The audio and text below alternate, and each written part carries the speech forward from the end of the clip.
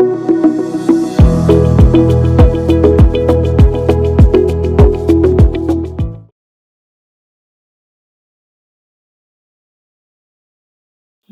நேரம் channel viewers அனைவருக்கும் வணக்கம். இன்னைக்கு நம்ம பார்க்கக்கூடிய ஒரு டாபிக் எதை பத்தின்னு பார்த்தீங்கன்னா, டயபெட்டிக் மெலிட்டஸ், அதாவது சர்க்கரை வியாதி அப்படின்னு சொல்லக்கூடிய ஒரு விஷயத்தை பற்றி தான் பார்க்க போகிறோம். இப்போ இது வந்து உலகம் முழுக்க இருக்கக்கூடிய எல்லா மக்களையுமே வந்து பார்த்தீங்கன்னா ஒரு ஆட்டி படைக்கிற வியாதியை தான் பார்க்குறோம். ஏன் சார் இது அப்படி சொல்கிறோம், அந்த அளவுக்கு இது ஒரு பூதாகரமான விஷயமா அப்படின்னு பார்த்தீங்கன்னா, சர்க்கரை வியாதி அந்த ஒரு வியாதி தான் மற்ற எல்லா வியாதிக்குமே வந்து ஹெட் குவார்ட்டர்ஸ் மாதிரி இருக்கு. இப்போ சர்க்கரை வியாதி வந்து ஒரு நபருக்கு வருது அப்படின்னா, அவர் கண்ணில் பிரச்சனை வந்துட்ட உடனே பார்த்தீங்கன்னா டயபெட்டிக் ரெட்டினோபதி அப்படின்னு நம்ம சொல்கிறோம். அவருக்கே வந்து ஹார்ட்டில் ஒரு பிரச்சனை வந்துடும். ஸோ டயபெட்டிக்கில் வந்து கார்டியோபதி, நரம்பு பாதிக்கப்பட்டுரும் டயபெட்டிக் நியூரோபதி, கிட்னி பாதிக்கப்பட்டுரும் டயபெட்டிக் நெஃப்ரோபதி. இப்படி எல்லா விதமான நோய்க்கும் இனிஷியல் மாதிரி இந்த டயபெட்டிக் அப்படின்றது தான் வந்து இன்னைக்கு இருக்கு. இந்த ஒரு வியாதி தான் மற்ற எல்லா ஸ்பெஷல் டாக்டருக்கும் வந்து பார்த்தீங்கன்னா பேஷண்ட் அனுப்பக்கூடிய ஒரு மோசமான வியாதியா இருக்கு. இது வந்து எதனால வந்தது? ஒரு காலத்துல வந்து பார்த்தீங்க அப்படின்னா இதுக்கு வந்து பணக்கார வியாதினே பேரு. இந்த பணக்கார வியாதி வந்து பார்த்தீங்கன்னா யாரோ ஒருத்தருக்கு பணக்கார ஆளா இருக்கவங்களுக்கு மட்டும்தான் வரும். இன்னைக்கு வந்து பார்த்தீங்கன்னா ஒரு சாதாரண மக்கள், நான் ஆக்டிவிட்டிலாம் பண்ணிட்டு தான் இருக்கேன், ரொம்ப ஆக்டிவாக தான் இருக்கேன், எல்லா வேலையும் செஞ்சுட்டு இருக்கேன், இந்த மாதிரி எக்ஸசைஸ் பண்ணுவேன் அப்படின்னு ஆரோக்கியமாக வச்சுட்டு இருக்க நினச்சா கூட இந்த டயபெட்டிக் வந்து எல்லாருக்குமே இருக்குது. அதை விட ரொம்ப மோசமான நிலைமை அப்படின்னா இதில் டைப் 2 டைப் 1 இருக்கு. இந்த டைப் 1 வந்து ஜுவனியல் டயபெட்டிக்னு சொல்லுவாங்க. சின்ன சின்ன குழந்தைங்களுக்கு கூட வந்து பார்த்தீங்கன்னா இப்போ டயபெட்டிக் வரக்கூடிய நிலைமை நம்ம வந்து பார்த்துட்டு இருக்கோம். அப்படி இருக்கும் பட்சத்தில் நிறைய பேர் வந்து பார்த்தீங்கன்னா இதுக்கான மாத்திரைகள் வந்து பார்த்தீங்கன்னா ரெகுலராக மாத்திரை எடுக்கணும். அது நிறைய மாத்திரை வந்து இது ஆட் ஆகிட்டே போகும். ஒரு மாத்திரை சாப்பிட்ருப்பாரு, அதுக்கப்புறம் அது கூட இந்த மாத்திரையை சேர்த்து சாப்பிடணும், இந்த மாத்திரையை சாப்பிடணும்னு சொல்லிட்டு 1000 கணக்கில் வந்து மாத்திரையை வாங்கி சாப்பிடக்கூடிய ஒரு நிலைமை வந்து இருக்கு. இவ்வளோ மாத்திரை சாப்பிட்றோம். இத்தனை மாத்திரை சாப்பிட்டுமே சில பேருக்கு இது கொஞ்சம் கூட கண்ட்ரோல் ஆகாமல் இந்த 400, 350, சில பேருக்கு வந்து 500, 700லாம் கூட பார்த்துருக்கேன். அந்த ரேஞ்சுக்கு வந்து இருக்கக்கூடிய நிலைமை வந்து இன்னைக்கு இருக்கு. என்ன பண்றாங்க அப்படின்னா இந்த மாத்திரையெல்லாம் சாப்பிட்டுட்டே வரோம், அது கூட சேர்த்து வந்து பார்த்தீங்கன்னா இன்ஜெக்ஷன் போடுவோம். இன்சுலின் இன்ஜெக்ஷன் போட்டு தொடையிலையோ இல்லை வந்து உங்களுடைய நேராக அந்த வயிற்று பகுதியில் வந்து ஒரு ஊசியை போட்டுட்டு நம்ம வந்து காலத்தை வந்து ஓட்டி கொள்ற மாதிரி தான் இன்னைக்கு சூழ்நிலை இருக்கு. இப்போ இவ்வளோ மருந்து சாப்பிட்றோம், இவ்வளோ மருந்து சாப்பிட்டோம், ஏன் வந்து அந்த டயபெட்டிக் கண்ட்ரோல் ஆகலை? இந்த டயபெட்டிக்கே கண்ட்ரோல் ஆக மாட்டேங்குது. 400லேயே இருக்கு பார்த்தீங்களா? அவங்களுக்கான மிக முக்கியமான பதிவு தான் இது. நீங்கள் எல்லாருமே வந்து டெஸ்ட் கொடுக்க போவோம், பிளட் டெஸ்ட் கொடுக்க போவோம். இந்த பிளட் டெஸ்ட் கொடுக்கும்போது வந்து பார்த்தீங்கன்னா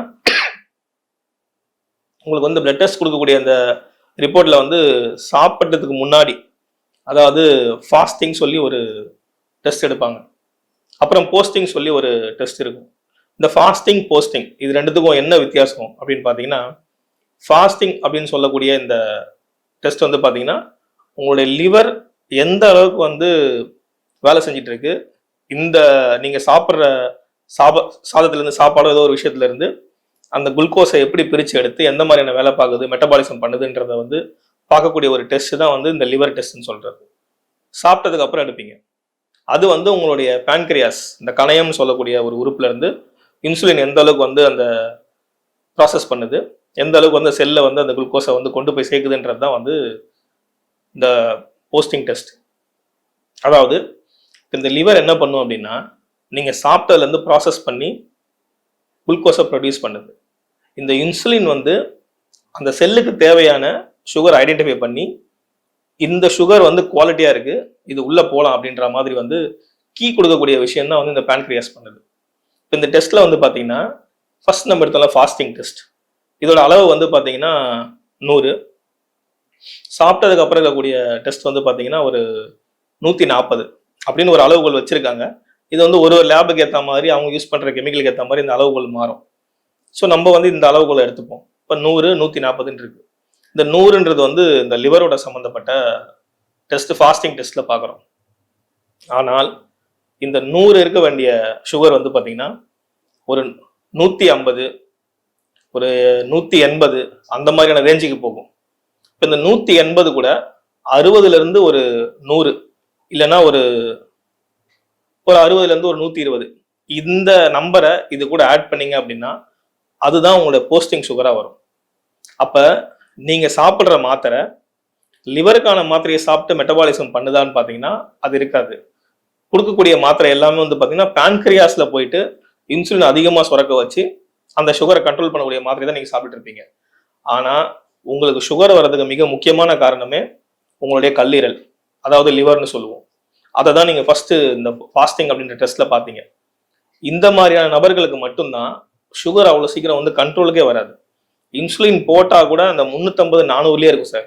இது வரைக்கும் எனக்கு வந்து நான் 200க்கு 250க்கு வந்து நான் பார்த்ததே இல்லை அப்படின்னு சொல்லுவாங்க.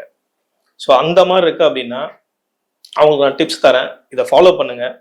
உங்க சுகர் வந்து ஒரு மாசத்துக்குள்ளேயே வந்து பாத்தீங்கன்னா ஒரு நல்ல கண்ட்ரோலுக்கு வரதை நீங்க பார்க்கலாம். இப்போ இந்த லிவருக்கான மாத்திரை, இதுக்கான மாத்திரை ஏதாவது கொடுப்பாங்களான்னு பாத்தீங்கன்னா லிவருக்கான மாத்திரை, அதை மெட்டபாலிசம் பண்ணக்கூடிய மாத்திரைகள் வந்து ரொம்ப ரொம்ப ரொம்ப குறைவான மாத்திரைகள் தான். அது அவ்வளவு சீக்கிரம் நிறைய பேருக்கு வேலை செய்யாது. ஏன் அப்படின்னா இந்த லிவர்னால வரக்கூடிய டயபெட்டிக் ஸ்டார்ட் ஆனது வந்து பாத்தீங்கன்னா ஒரு 10 வருஷத்துக்கு முன்னாடியே இது வந்து கொஞ்சம் வீரியம் குறைவாக வேலை செய்ய ஆரம்பிச்சிட்டு இருக்கோம் உங்களுடைய லிவர். அதனாலதான் வந்து பாத்தீங்கன்னா அவ்வளவு சீக்கிரம் வந்து திரும்ப வந்து அந்த லிவர் வந்து ப்ராசஸ் பண்ணி இதெல்லாத்தையும் சரி பண்றது கொஞ்சம் டைம் எடுக்கும்.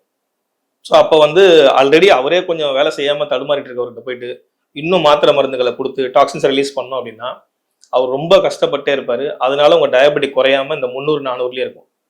இதுக்கான ஒரு பெஸ்ட் ஃபுட்டு என்னன்னு பாத்தீங்க அப்படின்னா இது சாதாரணமா கிடைக்கக்கூடிய ஒரு மூலிகை தான். நீங்க இது எல்லா வீட்லயும் கண்டிப்பா இது கிடைக்கும். ரோட்டோரமா நிறைய இடத்துல வளர்ந்துருக்கும். கீழா நல்லி அப்படின்னு சொல்லுவோம். அதாவது சைஸ் வந்து பாத்தீங்கன்னா இவ்வளவு சின்னது இருக்கும். கொஞ்சம் பெரிய நல்லின்னு வாங்க, அதை பெரிய நல்லின்னு சொல்லுவாங்க. கொஞ்சம் பெருசா இருக்கும்.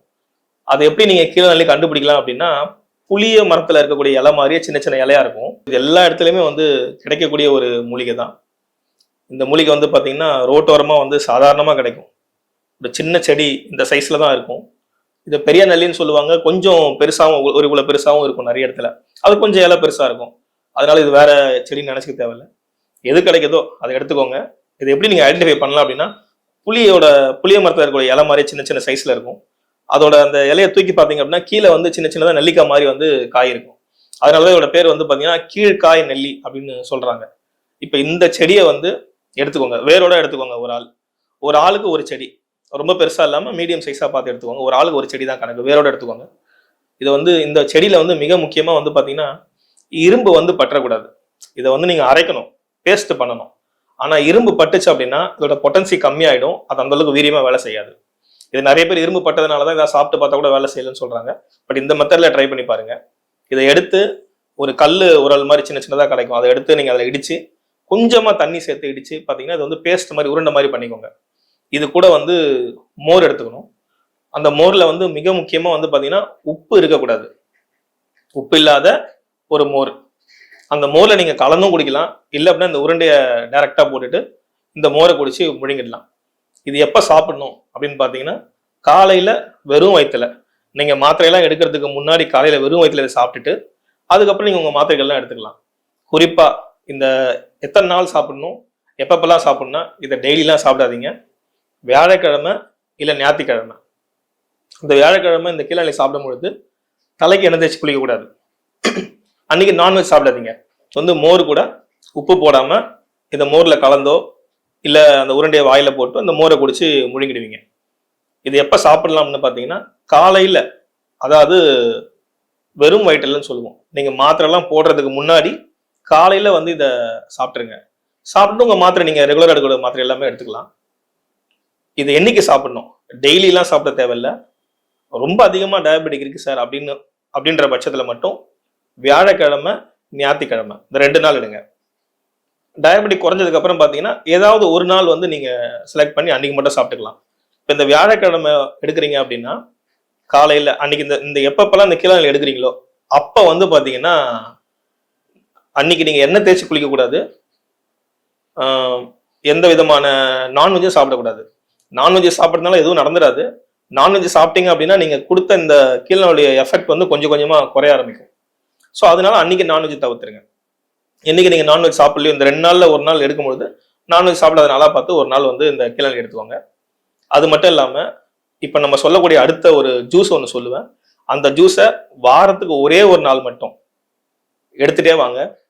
கண்டிப்பா வந்து உங்க இந்த 300ல இருக்கக்கூடிய சுகர் வந்து பாத்தீங்கன்னா சடனா வந்து ஒரு 250 200 வந்து நிக்க ஆரம்பிச்சிடும். அது வந்து பாத்தீங்கன்னா நூல்கோல்னு சொல்லுவோம். இது வந்து ஒரு வெஜிடபிள், ஒரு காய்கறி. சாதாரணமா சமையல் யூஸ் பண்ணக்கூடிய காய்கறி தான். இல்ல எந்த விதமான பக்க விளைவுகளும் இல்லாத ஒரு காய்கறி தான், நீர் காய்கறி. ஸோ வந்து நூல்கோல் அப்படின்னு சொல்லக்கூடிய ஒரு காய் வாங்கிக்கோங்க. அதை சின்ன சின்ன பீஸா கட் பண்ணி இதை வந்து நீங்க ஜூஸ் வந்து மிக்சியில போட்டு சாறு எடுத்துக்கலாம். சாறு எடுத்துக்கோங்க. நம்ம வந்து பாக்கு, அதாவது வெத்தலைக்கு யூஸ் பண்ணக்கூடிய ஒரு பாக்கு யூஸ் பண்ணுவோம், கொட்டைப்பாக்குன்னு சொல்லுவோம். அந்த கொட்டைப்பாக்கோ அந்த மாதிரி எடுத்து அதை வந்து பொடி பண்ணி வச்சுக்கோங்க. இது கூட இப்ப நம்ம சொல்ல போற இந்த பூ தான் வந்து ரொம்ப முக்கியமான பூ இந்த ஜூஸுக்கு. இது கரெக்டா இந்த சீசன்ல மட்டும் தான் நிறைய கிடைக்கும். இதை எடுத்து சேகரிச்சு வச்சுக்கோங்க, காய வச்சு. வெயில்ல காய வைக்காதீங்க, நிழல் காய்ச்சல் போட்டு எடுத்து வீட்டில் வச்சுக்கோங்க. நீங்க ரோட்டோரமா பாத்தீங்க அப்படின்னா வாத மரம்னு சொல்லுவாங்க, வாத நாராயண மரம். அது வாத மரம்னு சொல்லுவாங்க. எல்லோ கலர்ல ஒரு பூ வந்து ரோட்டோரமா வந்து நிறைய கீழே கொட்டி இருக்கும். அந்த பூ கண்டிப்பா வந்து எல்லா இடத்துலயுமே இருக்கு, கிராமப்புறங்கள்லயும் இருக்கு, நகரப்புறங்கள்லயுமே இருக்கு. அந்த பூவை வந்து எடுத்து நிறைய கலெக்ட் பண்ணி வச்சுக்கோங்க. அதுல ஒரு 2 3 பூ எடுத்து போட்டு காய வச்சதுக்கு அப்புறம் 2 3 பூ எடுத்து போட்டு அரைச்சி பவுடர் பண்ணிக்கோங்க. அப்படியே மொத்தமாவே அந்த பூவை போட்டு பவுடர் பண்ணிடுங்க. அந்த பவுடர் வந்து ஒரு இந்த 3 விரலா எடுக்கக்கூடிய வெறுக்கடி அளவுன்னு சொல்லுவாங்க. அந்த பவுடரு, அப்புறம் இந்த கள்ளிப்பாக்கு, நம்ம அந்த கள்ளிப்பாக்குல கொட்டைப்பாக்குன்னு சொன்னீங்களா, அதை அரைச்சி வச்சிருக்கீங்க, அது ஒரு வெறுக்கடி அளவு எடுத்து ஒரு 50 ml ஜூஸ் இல்ல ஒரு 100 ml ஜூஸ் இதுல வந்து நல்லா மிக்ஸ் பண்ணிடுங்க. போட்டு கொஞ்சம் வெறுக்கடி அளவோட கொஞ்சம் போட்டுக்கலாம். இது கூட குறைஞ்சதுனால ஒன்றும் பிரச்சனை வரப்போறது இல்லை. கொஞ்சம் எடுத்து போட்டு மிக்ஸ் பண்ணி காலையில வெறும் வயிற்றுல இதை குடிச்சிட்டிங்க அப்படின்னா அடுத்த நாளே வந்து பாத்தீங்கன்னா சுகர் வந்து நல்லா குறைய ஆரம்பிச்சிடும். ரொம்ப 400ல இருக்கு சார், எப்பவுமே 400லயே இருக்கு அப்படின்னா இதை ஒரு 3 நாள் எடுக்கலாம்.